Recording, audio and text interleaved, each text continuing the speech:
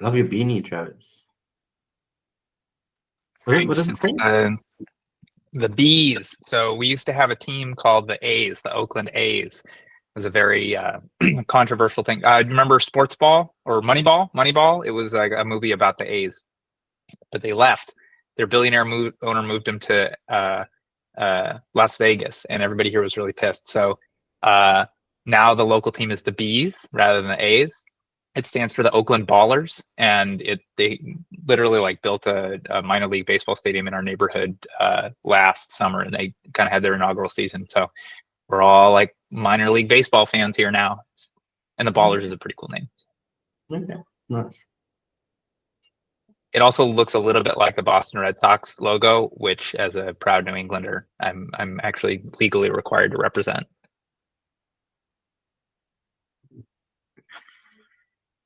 All right. Do we have any demos today? Yes, we do. One, right?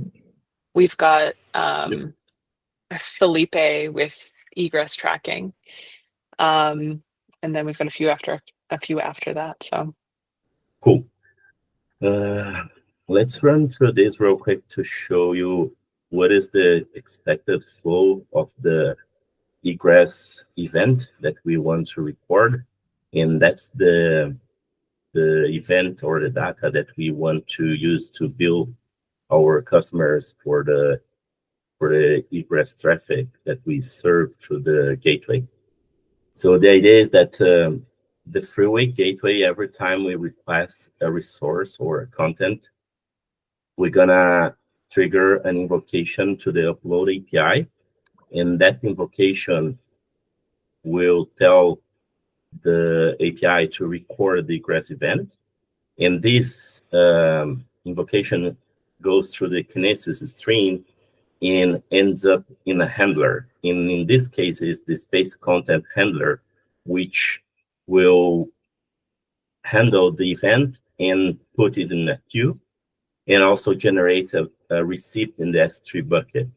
So once the event is put in a queue, we have a Lambda function on AWS that will process the event, and then we'll save it into a DynamoDB table and also publish to the Stripe billing meter API. And this is where we're gonna have all the amount of bytes per customer, so we can bill them in a monthly basis, daily basis, or whatever we decide to do. So to start with that, let's take a quick look at the initial state. This is the DynamoDB table in stage environment. Right now we have 5 events that I was testing earlier. We have the billing meters in Stripe test mode. We have 1 billing meter for testing and development that we use in our local environments, and 1 for staging. Billing meter is basically a channel where you publish events, and then the event has some kind of properties. In our case, it's the amount of bytes that we want to track in the customer ID in the Stripe platform. And then we can publish as many events as we want. And at the end, we have an aggregated view of all the events and the sum of bytes that were served per customer. So that's pretty cool. This is a new API from Stripe. And then we can see in an upcoming invoice for a given customer how much that will cost for that customer to retrieve this content from our gateway, right? And that's pretty much the initial state for this flow. So I'm gonna trigger a request from my local environment to the freeway staging, and that will tell that we want to retrieve a specific file from one of my spaces, my test spaces, and it passes some stub data here to simulate that we have the delegation for the gateway to issue the record egress invocation. But this is just let's say a fake request, because a fake data, because Petra is working on a a service that will actually fetch this data from, I think it's from Indexer or Content Claims, I don't remember. But then I'm just mocking this data here, so I can pass through the handlers and actually execute my request. Yeah, indexing service, that's right. So thanks, Petra. So let's go. I'm gonna retrieve this file over here from IPFS. I will send the request. We should see the request going through the logs in the worker, the freeway worker in staging. Let's wait. It takes usually 5 to 6 seconds to publish the event here. So you see it returned the status OK, which means we received the file. And the client that is requesting the file doesn't know anything about the Egress reporting process. It's completely independent. And now, if we go into our DynamoDB table, we must see 6 events now. Let's see. Yep, there you go. So here we have the new event. It has the same number of bytes because it's the same file that I'm using to test, but it will change based on the files that we are serving. We have the calls, which is the invocation ID, and also the customer, which is our internal account in our system, and the resource that was served. And then if we go to the meter, we should see a new event over here. And this is associated with my customer already because my customer already subscribed to the new price, which is to the new subscription, which is the Egress starter plan, which is free for 1,000 bytes, and more than that, you pay 1 cent per byte. It's pretty expensive, but just for testing. And yeah, and then in my subscription, since this customer is already tied to the subscription, I should see a change in the number of bytes that were served over here, and the amount here should increase. Let's see if that's updated already.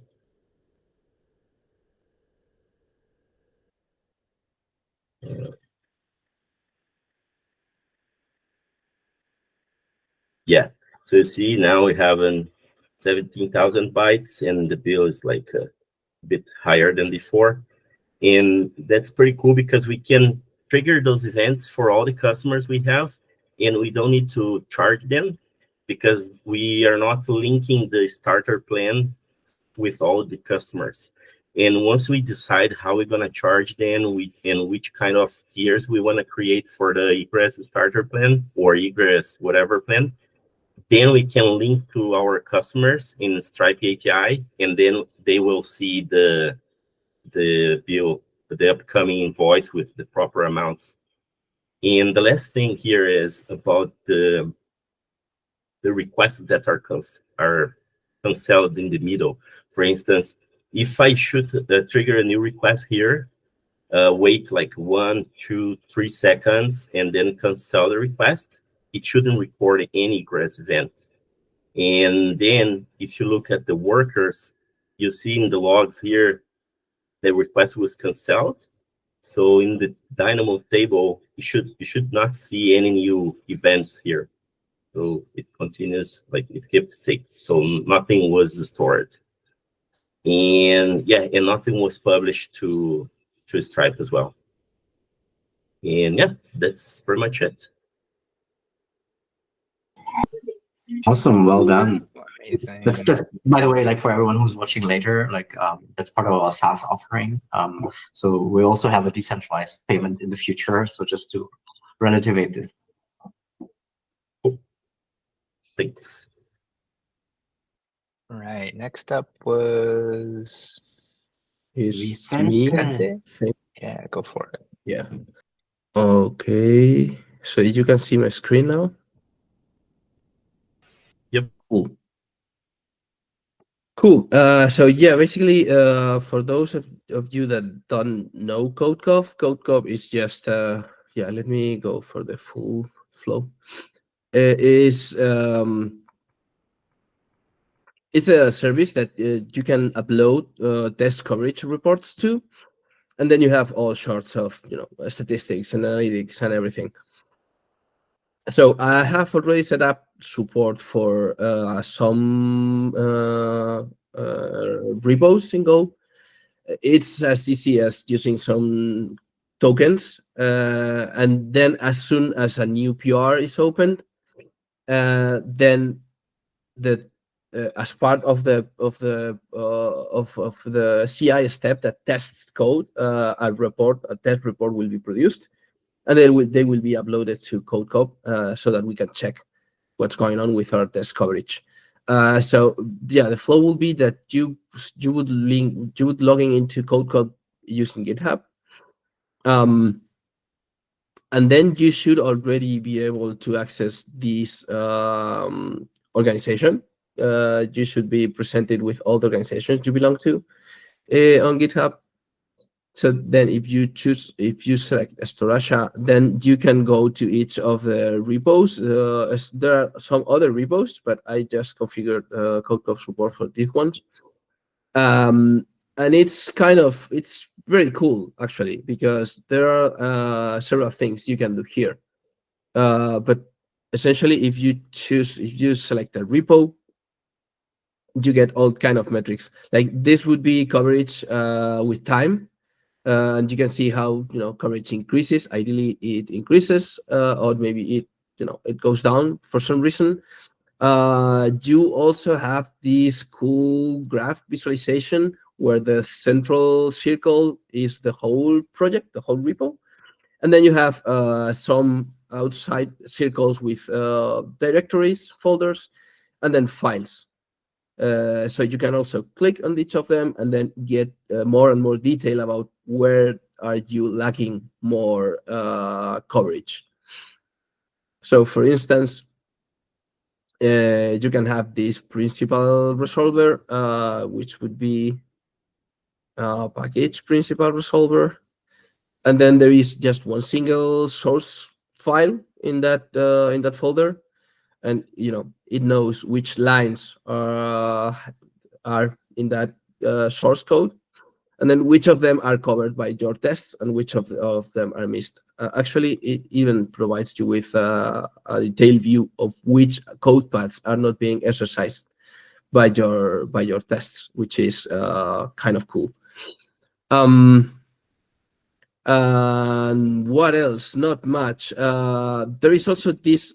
This is something I would like to look into at some point, because you can provide like a more detailed coverage file, and then you can upload that to Codecov, and it will give you some more specific statistics by each test that you wrote. So I think that might be useful, and I need to look into it.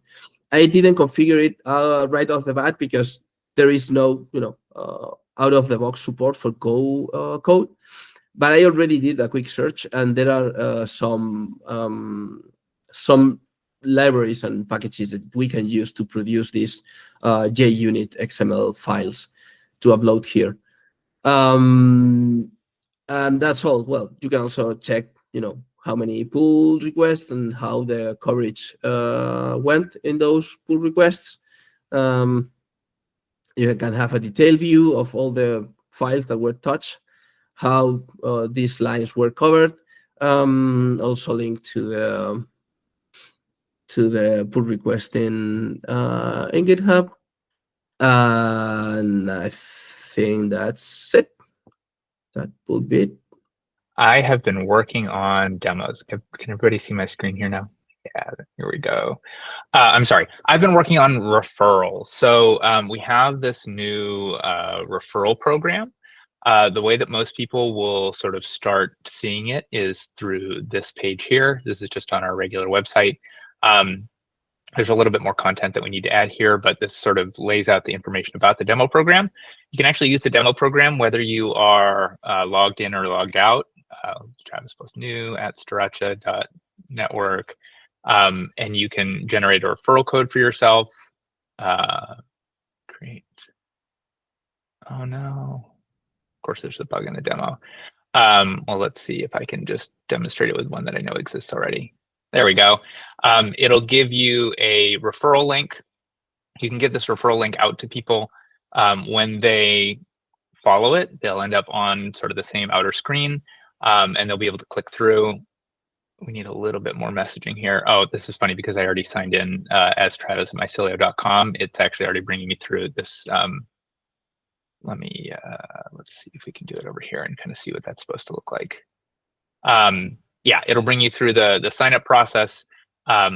Once you are through the sign up process, oh man, I think I've totally lost track of the various pieces of the demo, but it will give you a different,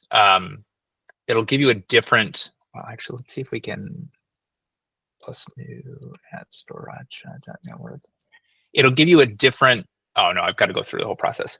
It'll give you a different pricing table. Basically, we have multiple pricing tables in Stripe now.